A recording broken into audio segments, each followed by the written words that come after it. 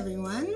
So today we're going to make some super healthy oat chews from all the things that I've pulled out of my pantry. I'm cleaning it out. I pulled out some seeds, some nuts, just a bunch of different dried fruit.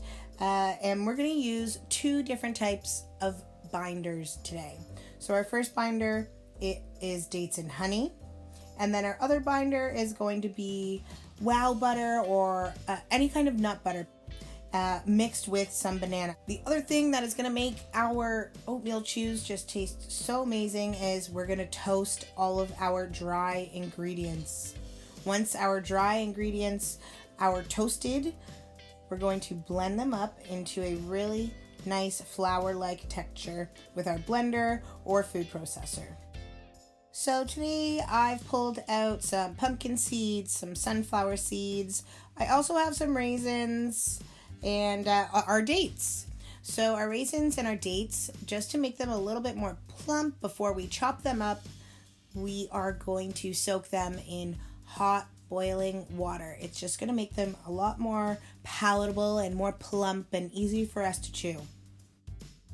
Our sunflower seeds are super high in vitamin B, E, iron. They're just loaded with everything. And our pumpkin seeds are high in antioxidants and magnesium. Magnesium can give us so much energy for our day. And then the last thing that we're going to add is quinoa. Super high in amino acids. It's gluten-free and has a lot of fiber and adds a really nice crunch if you're into that. Also, you could add in your quinoa with your oats and blend those up as well, but I like to add them in towards the end. And then all we're going to do is add our wet ingredients to our dry.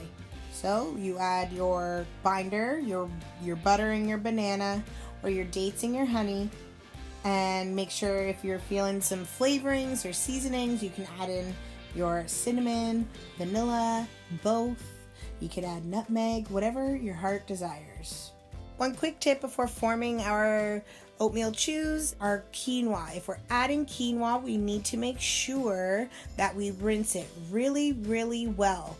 Rinse it once, give it a rub down, strain it out, fill up the bowl again with water, give it a shake, a rub down 3 times. So there's something called saponins, which is sort of a coating on the outside of the quinoa that can taste bitter and a lot of people find soapy. Okay, so let's get forming. So what you're going to do is you're going to go in the bowl, you're going to grab some and squeeze it as if it were wet sand. So that way it forms a ball and all those extra sort of loose pieces fall. And then you're going to add it into here. We're going to grab a few of those, roughly enough to fill sort of the base. Yeah, I'm going to get some nice thick chews here.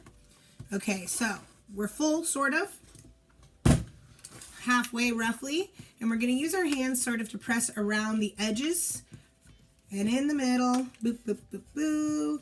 Okay, so we're going to start from around the edges, patting down all the way around, and then once the edges have all been done, then we go to the middle. As long as you have the same volume of dry to wet, it doesn't matter what it is. It could be all oats to banana and nut butter if that's all you have. But we're just trying to make ours extra healthy today. Then you're going to pull out your super, super, super thick jam. And we're just going to give it a brush. We don't want to give it too thick of a coating because that way it'll end up being like really, really sticky when we go to eat it.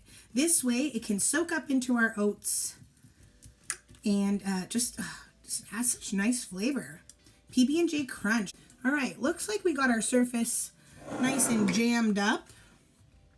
This needs to go in the freezer for at least an hour. The longer, the better. And then once it comes out of the freezer, you pop it out, and then you can cut it up.